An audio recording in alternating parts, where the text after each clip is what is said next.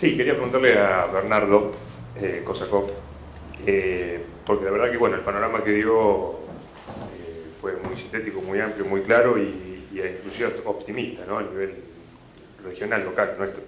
No, entendí la explicación que dio sobre la restricción que hay de la compra de divisas. Ahora, quería preguntarle si podía anticipar alguna suerte de pronóstico de cuánto podría durar esta restricción de la compra de divisas, porque de alguna forma, por más que alguno tal vez no necesite comprar porque no va a viajar y se maneja con el colchón interno, es un signo para aquel que no sabe economía o el que no está muy empapado.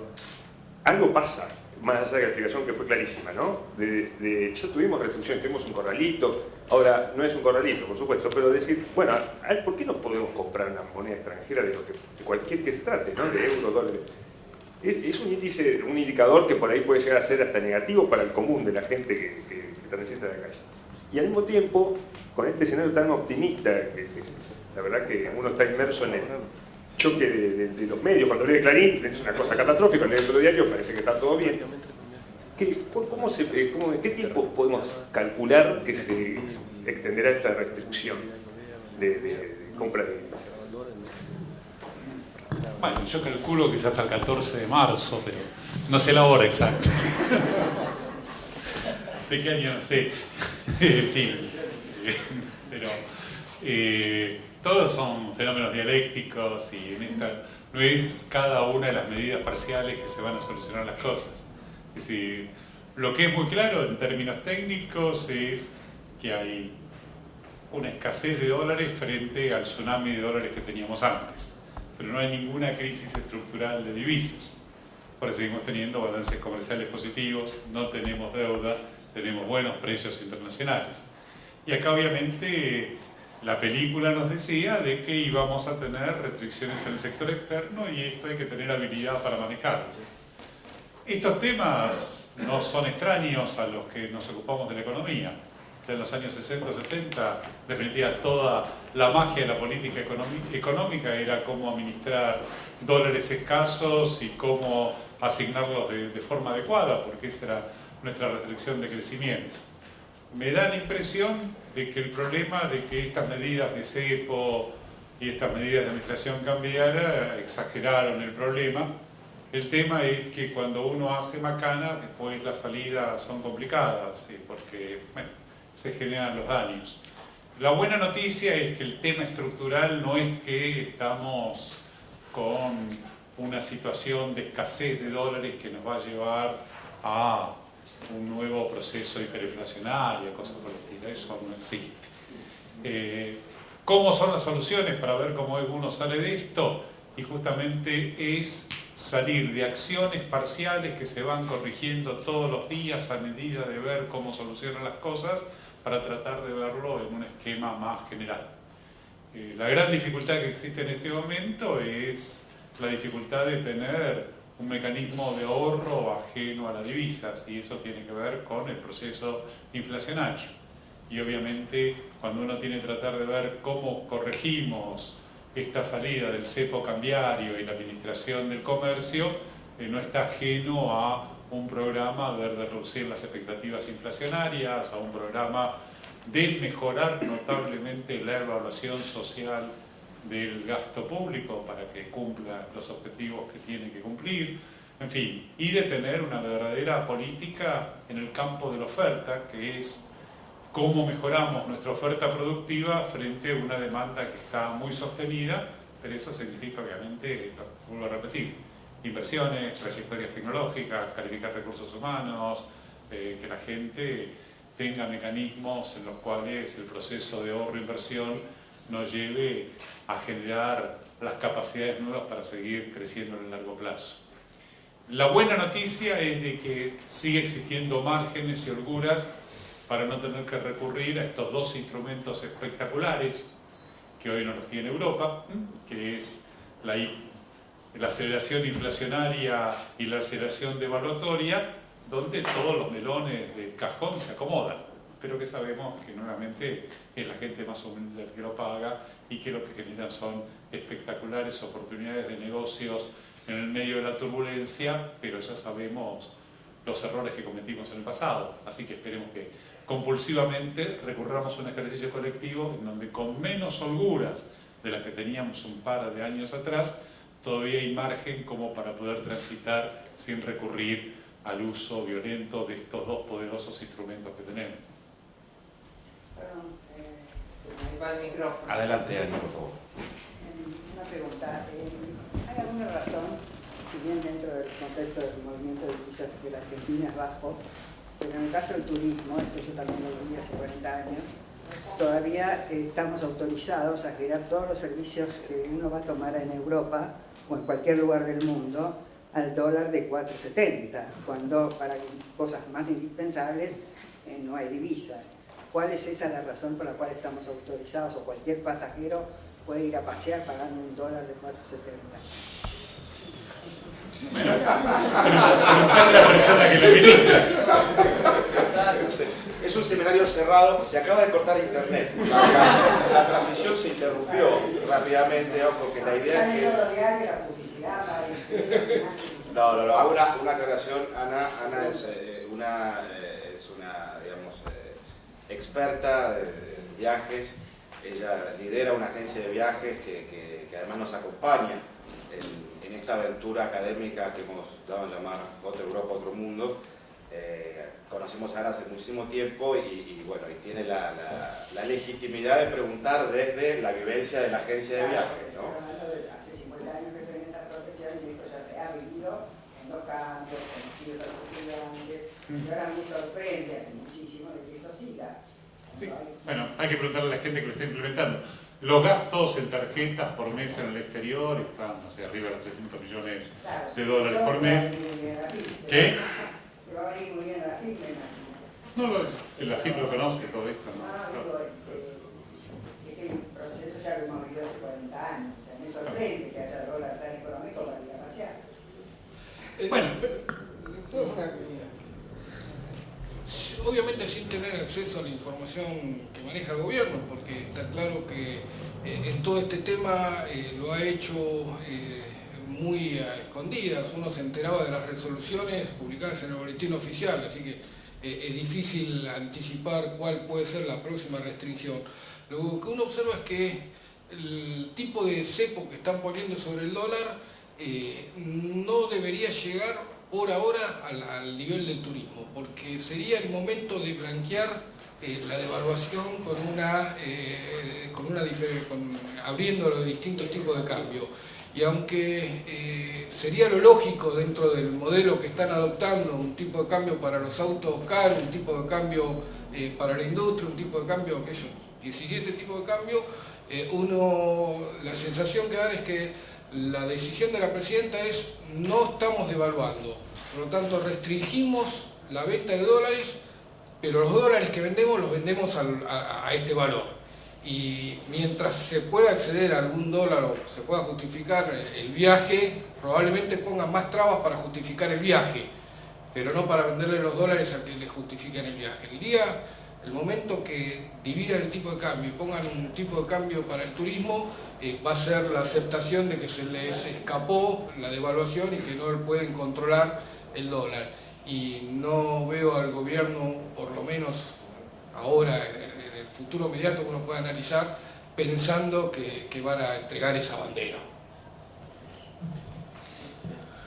Se podría hablar un poquito del impacto. Yo escuchaba a Kosakov hace un ratito nomás, el impacto que ha tenido estas decisiones, digamos, no concatenadas o no orgánicas en la economía cotidiana, ¿no? Entonces el parate de la construcción, el parate del sector inmobiliario, pero yo creo que ya tenemos de hecho, de facto, una diferente cesta de dólares, y creo que, yendo a algo que decía Kosakov, una nota distintiva de esto es: esto le da un grado de incertidumbre a las decisiones cotidianas, ¿no? Porque en definitiva los agentes económicos, y yo creo que todos somos agentes económicos, hasta los más pequeñitos en nuestras decisiones cotidianas, necesitamos una dosis mínima de certidumbre para poder tomar decisiones. Entonces, uno se enfrenta, yo hace unos días, a un contrato de alquiler, voy a decir una tontería, les pasa a todos ustedes seguramente, y decir, bueno, ¿qué tipo de cambio es el cambio que arbitrás, digamos, ¿no? Entonces,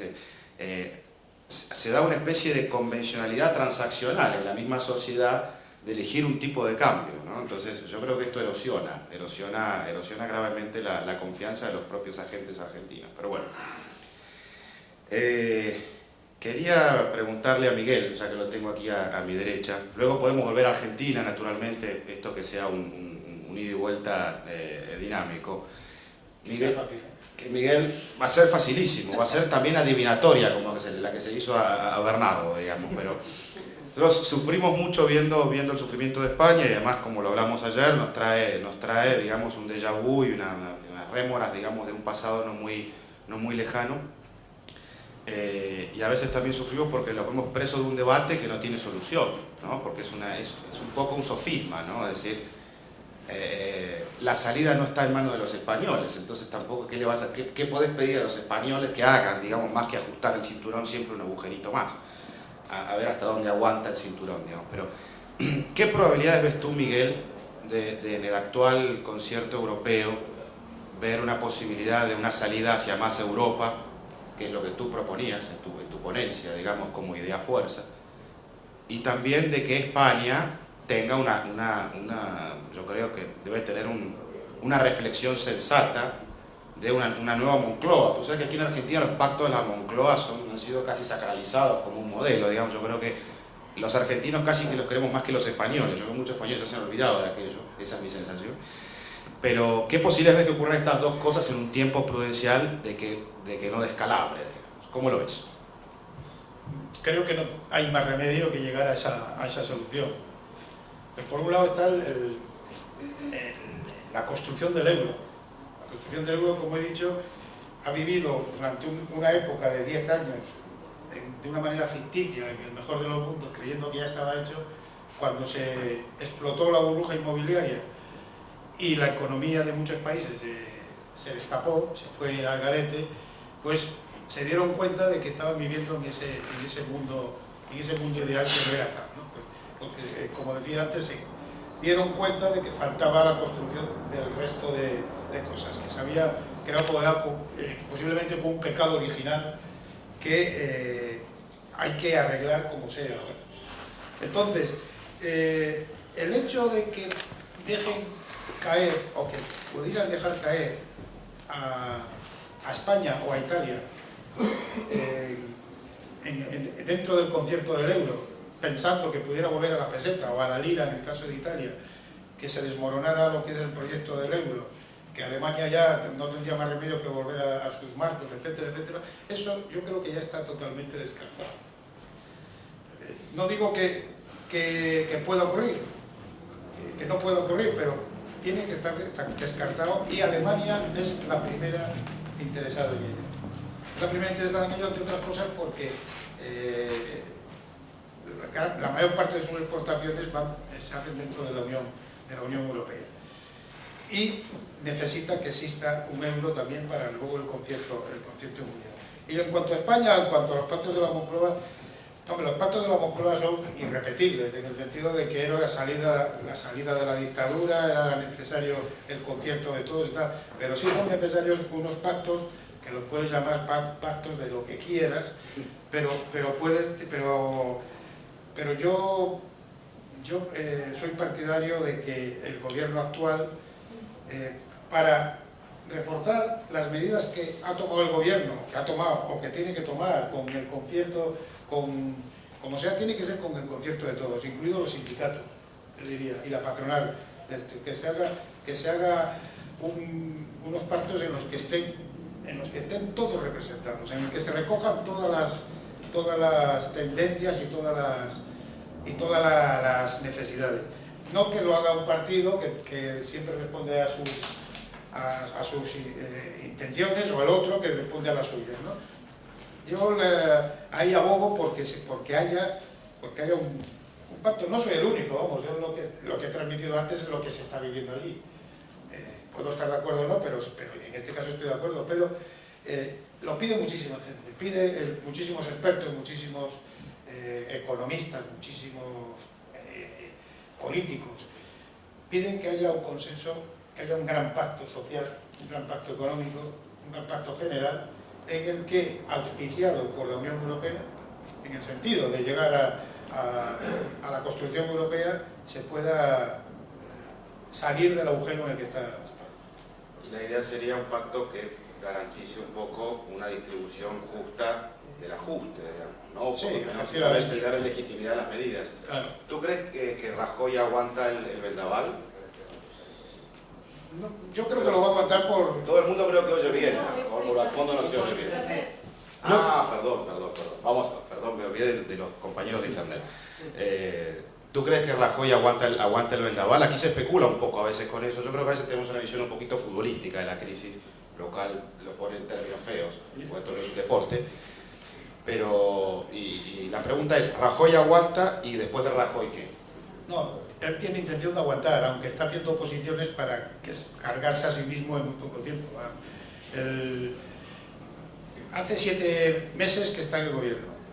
En los 7 meses que lleva en el gobierno ha perdido 8 puntos de los 41, me parece que tuvo, 41% que tuvo en las elecciones, ha perdido 8 puntos. Es decir, ha batido el récord en tan poco tiempo perder tantos puntos porcentuales. Bueno, esos 8 puntos no los ha ganado el Partido Socialista. Ojo, no, el Partido Socialista ha ganado, no llega a un punto de eso, incluso está en algunas encuestas también perdiendo. Eso demuestra el descontento general y la afluencia de otros partidos minoritarios en ese reparto de porcentual de tendencia. El UPyD, el partido este de Rosa Díez, Unión, Progreso y Democracia, pues ha subido 2 puntos. Izquierda Unida, que roba por la izquierda, pues ha subido más o menos otros 2. Se quedan 4 puntos en la nebulosa que no los ha ganado nadie, por lo mismo. Lo que demuestra más el descontento, los movimientos del 15M, los indignados, etcétera, etcétera. Pero me estoy yendo un poco de tu pregunta, de si Rajoy va a aguantar. Yo creo que va a aguantar porque, entre otras cosas, su partido no le va a dejar no aguantar. Y la mejor forma de aguantar, volviendo a la pregunta anterior, es haciendo un gran pacto y liderándolo él, marcando él la hoja de ruta. O sea, que sea un líder de verdad, que haga una apuesta general, llamándoles a los otros a la mesa y diciendo, hay que hacer esto, y os escucho a todos, hacemos eso, pero no le ves muy en ese papel, ¿o sí? No le veo muy ese papel. Pues sería un líder que haga de, digamos, la necesidad de una virtud. Hombre, lo primero que tiene que hacer es ver si es necesario que haga ese pacto. Posiblemente si se llega a la conclusión que sí, pero hay que tener voluntad para hacer ese análisis. Y una vez que se ha llegado a la conclusión de que hay que hacerlo de verdad y tirar para adelante. Pero estoy convencido que no lo va a hacer. Más preguntas del público, para no monopolizar la potestad inquisidora. Yo tengo una pregunta para Fernando acerca de la gobernanza mundial.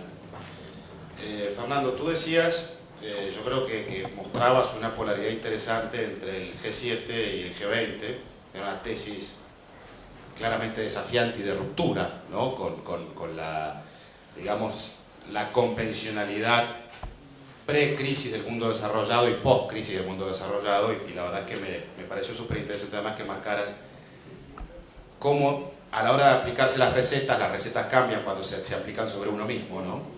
Y después el ejemplo del escorpión, ¿no? También era muy gráfico. ¿Qué perspectivas tiene Fernando respecto de si el G20 va a tener una utilidad superadora, digamos, de la institucionalidad o de la arquitectura de posguerra y se va a transformar en una herramienta política, claramente?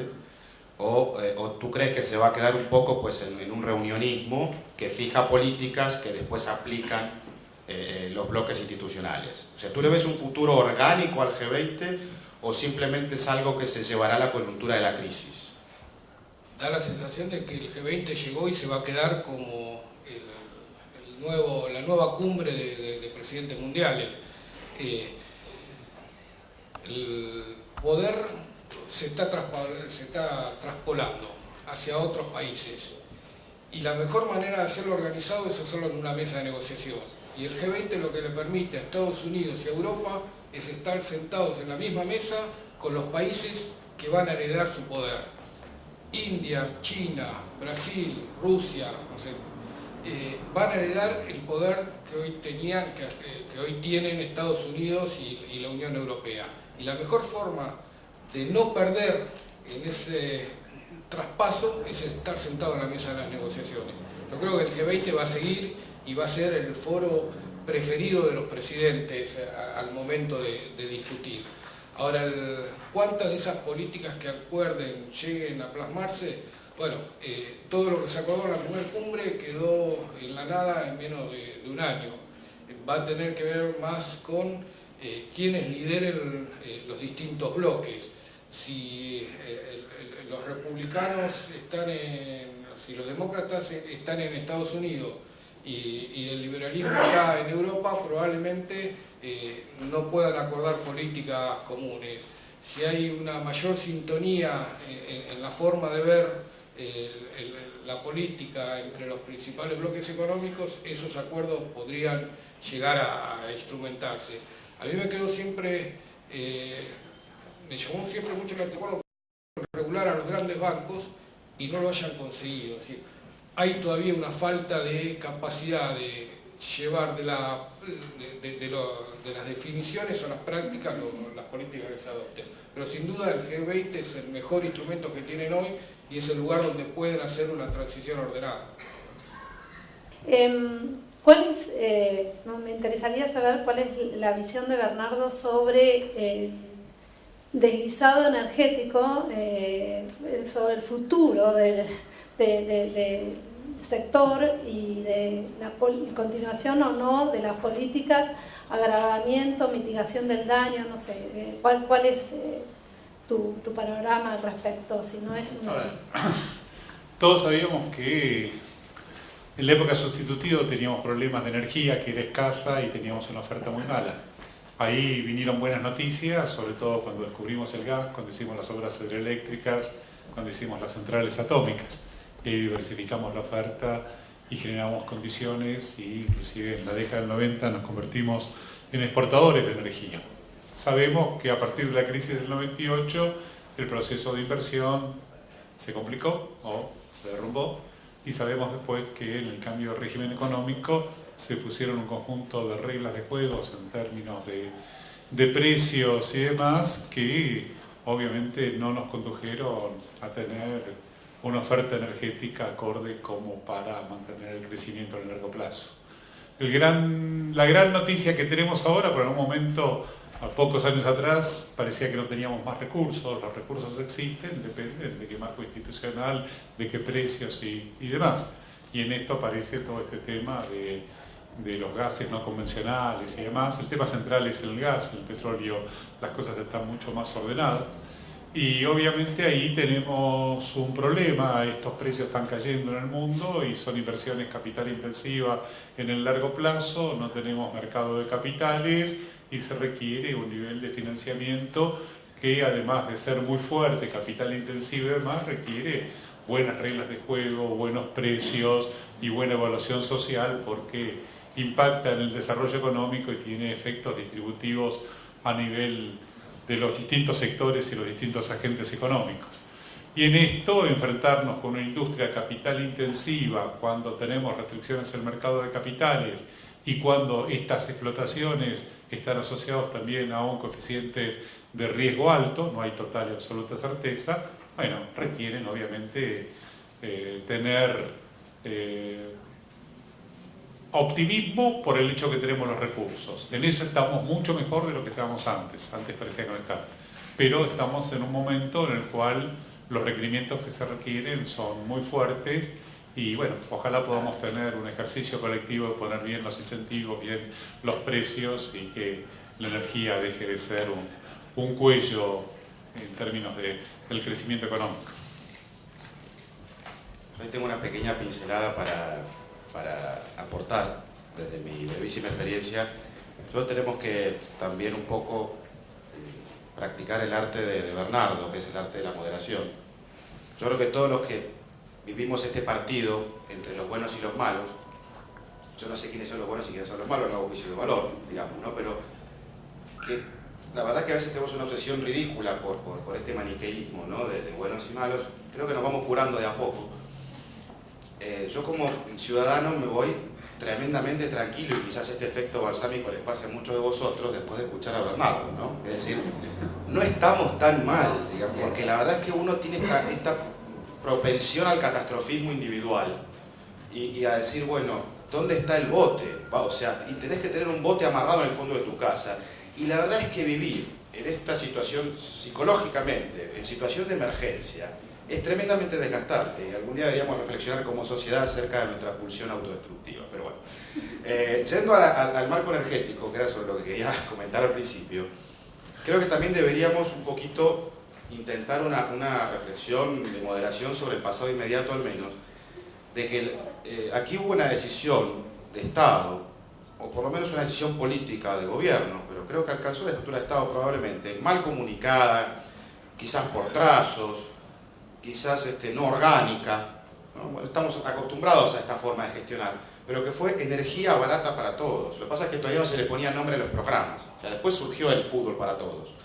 Al principio esta administración, asumiéndola como una continuidad entre él y ella, digamos, como una continuidad, pero hubo un programa inicial en el año 2003-2004 que fue energía para todos, digamos, y es cierto que los subsidios, si uno los mira y desmenuza, lo habrá hecho Bernardo mucho mejor que nosotros seguramente, uno observa una aplicación del subsidio como una herramienta demasiado generosa y como un escopetazo que pierde precisión, y es donde el subsidio pierde justamente su finalidad, digamos, y genera estas distorsiones de mercado que termina subsidiando a ricos o a clase media o gente que no lo necesita, y generando además estructuras intermedias que suman gasto y burocracia en la gestión, como tercerizaciones inadecuadas, como a veces uno ve en los trenes, donde termina, digamos, el concesionario contratando a su propia empresa de limpieza para limpiar los trenes, que son del Estado pero tiene un concesionario. Entonces, o sea, pasan cosas extrañas.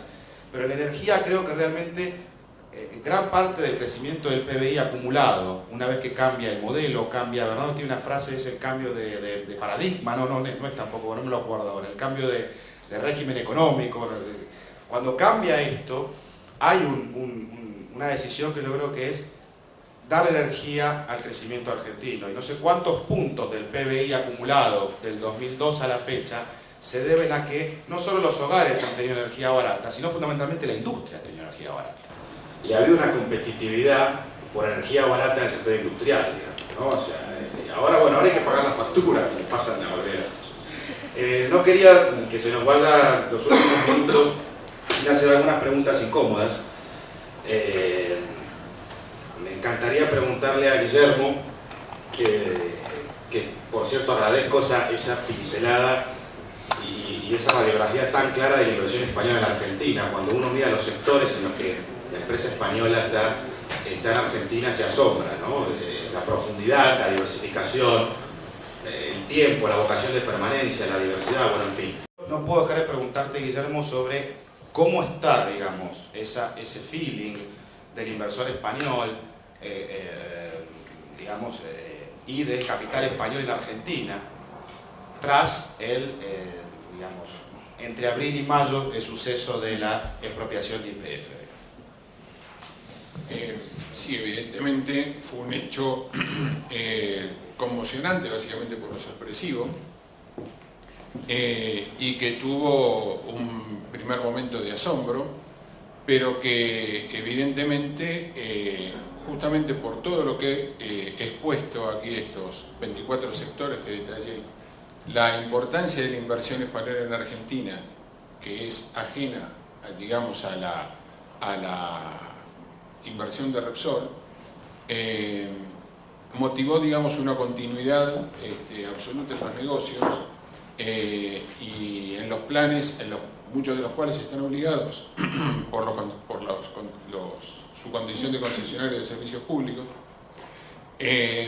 y una tranquilidad, digamos, en la continuación de la inversión. El primer momento fue difícil, repito, porque por supuesto era la empresa de mayor dimensión en el país, la empresa española de mayor dimensión en el país, pero digamos que fue superado y encauzado el tema por la misma Repsol al promover, digamos, proceso arbitral ante el CIADI, donde ha pedido ahora ya el primer periodo obligatorio de conciliación y propuesta que está transcurriendo, y ingresado nuevamente en el directorio de la compañía con un director y manteniendo un 12% de la misma. Mientras tanto, el resto de las inversiones ha seguido pujante, como lo he manifestado, incluso con nuevas inversiones. Y vamos a aprovechar la presencia, gracias Guillermo, vamos a aprovechar la presencia de Miguel Ángel también, pues para preguntarle sobre el mismo tema, cómo esto fue visto desde Madrid. Si nosotros tenemos la mirada desde la orilla del Río de la Plata, ¿qué pasó, digamos, de Huelva hacia arriba y hasta llegar al corazón del poder en Madrid, y también de la gente de a pie? O sea, yo creo que es muy interesante que nos cuente, Miguel, la mirada del Palacio y también la mirada del ciudadano respecto de aquel suceso. Bueno, yo no sé lo que pasó aquí para que Antonio pasara a ser Brufau de la noche a la mañana. Antonio era un amigo de Cristina y de los Kirchner, y al día siguiente empezó a ser el señor Brufau. Y me gustaría que alguien me lo explicara qué pasó de verdad en esa relación, pero vamos... ¿Hasta cuándo te queda? Sí, perdón. Requiere tiempo, por eso. No, perdona la interrupción. Y bueno, entonces, lo que quiero decir es que, como decía Guillermo, la decisión sorpresiva de expropiar YPF, expropiar Repsol de YPF, pues llamó muchísimo la atención. O sea, se convirtió en un tema dentro de lo que es la atención total que hay en España, que más está metido en el euro, la crisis y tal, pues eso se hizo un hueco enseguida, porque evidentemente salió en todos los medios de comunicación, prensa, radio, televisión, y se convirtió en un tema de barra de bar. El mismo que la prima de riesgo y la señora y las marujas que antes hablaban de eso, pues también hablaban de YPF y de esa señora Cristina, que muchos tachaban de loca y muchos tachaban de muy inteligente porque quiere hacer eso. Yo me inclino más por lo segundo, que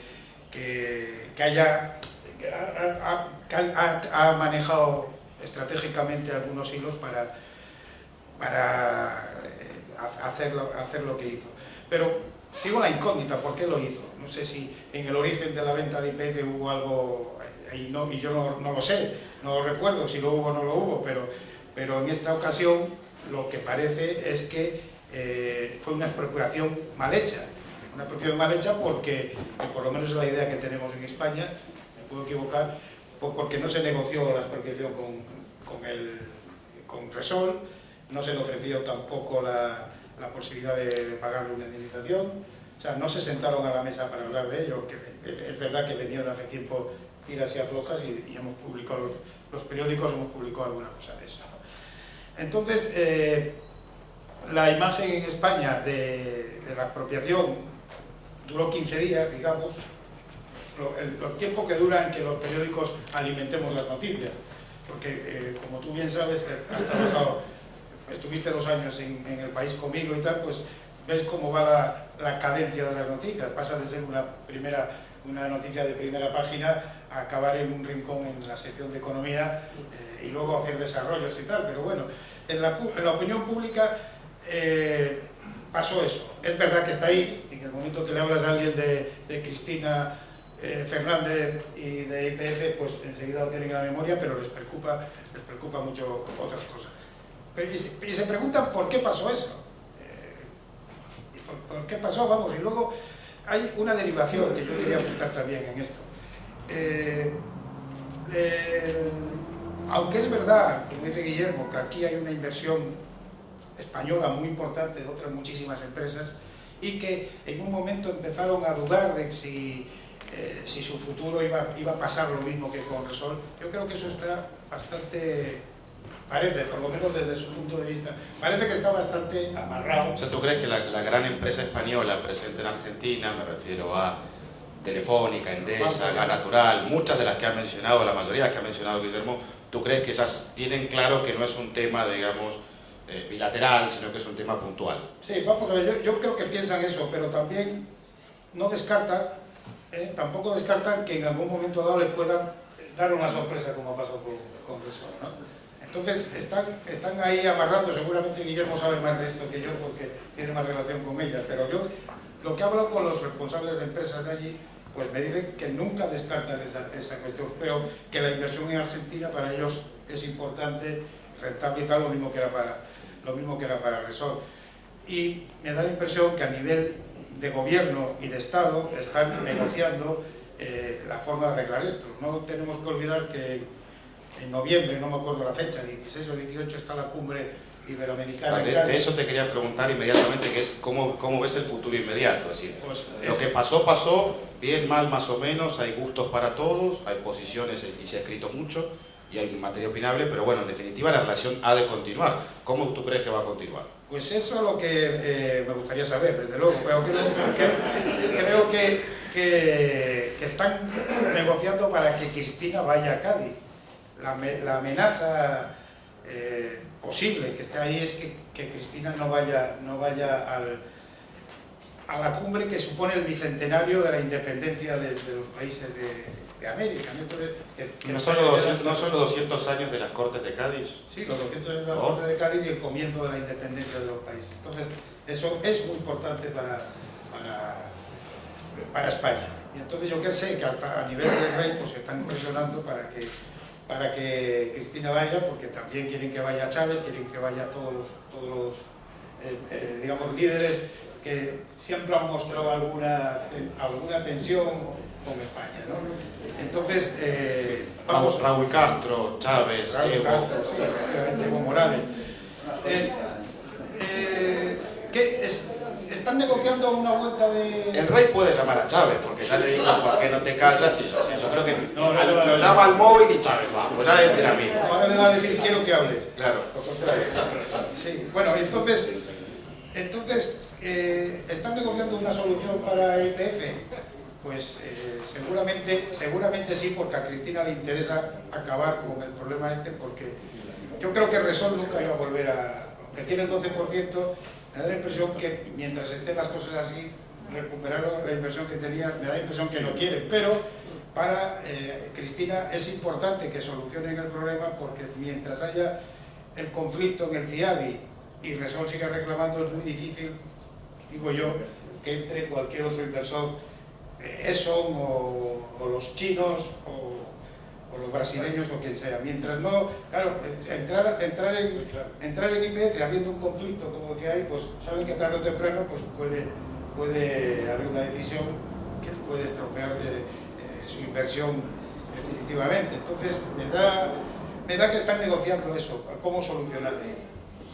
Bueno, y no sé más. Un periódico, el periódico La Nación, en su portada del día lunes, publicó un periodista que escribe además habitualmente sobre la relación bilateral, que es Carlos Paño, querido amigo y colega, publicó que, digamos, parte de la negociación puede ser la cabeza del señor Brufau, ex Antonio.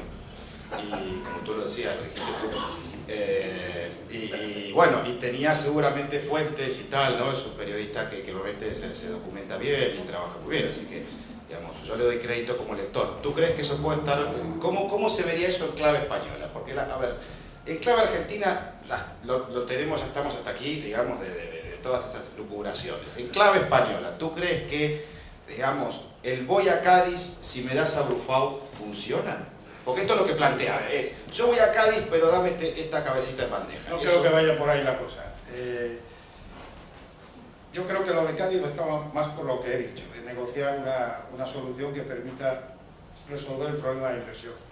Si eso lleva aparejado que Brufau puede salir de la empresa, cabe la posibilidad, pero yo creo que no va porque alguien nada dice, vamos a cortar la cabeza de Brufau. Brufau, la verdad es que lleva un año más o menos muy crítico en la empresa. Empezó, en septiembre del año pasado tuvo el problema con el principal socio, con SACIR, que ya no está. Recuerdo que hicieron SACIR con Pemex. Sí, han comprado YPF. Está en YPF, el señor de SACIR está en YPF. Eso enreda todavía mucho más la madeja. El mundo es muy dinámico. Bueno, entonces, desde entonces ya su permanencia en la empresa pues está un poco en la picota. Vamos a ver, entonces a eso se unió lo de lo de Argentina, pero te digo una cosa, precisamente esto de Argentina, si Brufau estaba en la picota y la Caixa quería cambiar al presidente, yo creo que lo barre, lo retrasa en todo caso, porque la Caixa no va a cortar la cabeza de nadie si alguien se lo pide, demostrando que va a perder, no va o que el otro va a ganar. Entonces eso refuerza la permanencia de Brufau en la empresa, desde mi punto de vista. Yo creo que a lo mejor si no hubiera pasado esto, Brufau estaba todavía, como vienen la marejada viene de lejos, pues a lo mejor estaba más, pero ahora mismo está mucho más reafirmado en la empresa que antes. Y además está buscando otras salidas. Muchas gracias por tu visión desde Madrid, Miguel Ángel. Bueno, gracias Miguel, muchas gracias Bernardo, gracias Fernando, gracias Guillermo por vuestra participación hoy y muchas gracias por supuesto a todos ustedes.